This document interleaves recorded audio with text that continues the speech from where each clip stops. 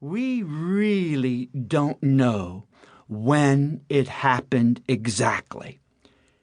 But at some point along in his life, Jesus looked up into the sky and, addressing the God whose name was never pronounced in the Jewish synagogue, addressing the God whose name was never found on human lips, Jesus looked up into the sky and he called that God by the same name he used to call Saint Joseph.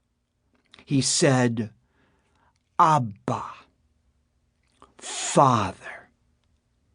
And in so many ways, my friends, that insight that God was an Abba, that God was a Father, it was that insight that really caused a revolution in the history of spirituality.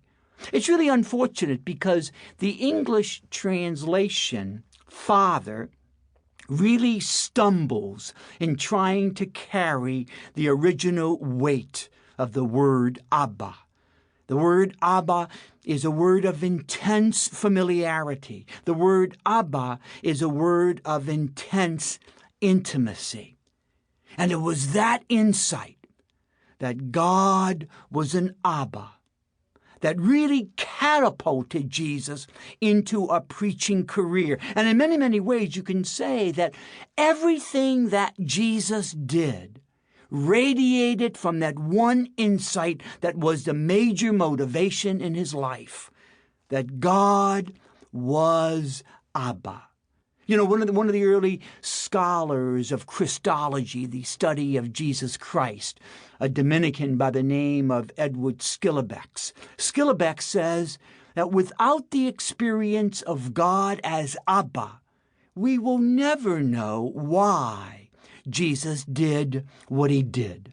Because everything that Jesus did emanated from that major insight that God was a Father, that God was Abba.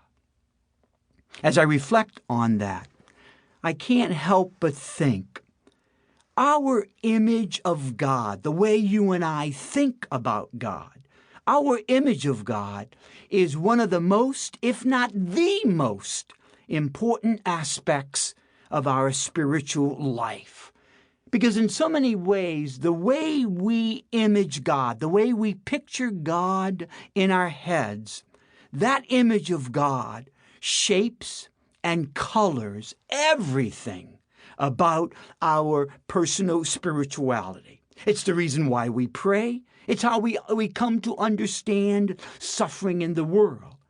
And that's why it's so important that my image of God, the way I think about God, it's so important that my image of God is healthy, and more importantly, it is Christian.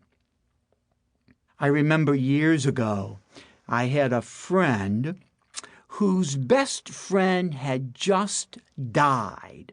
And my friend's friend was an elderly woman, 82 years old. Her name was Gertrude.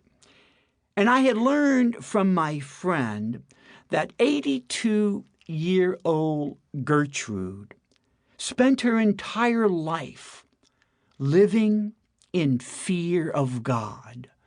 And the reason why she lived in fear of God was because as a teenager growing up in a Midwestern town,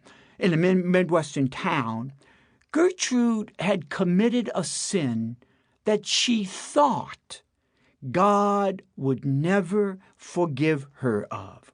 And so she spent more than 60 years living in fear, not only of this God, but more importantly, living in fear of death.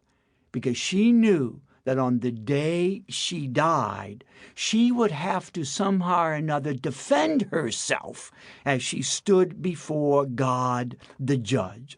And so she spent more than half her life living in fear of God. As I say, I didn't know the woman, but I knew her best friend. And so as a way to support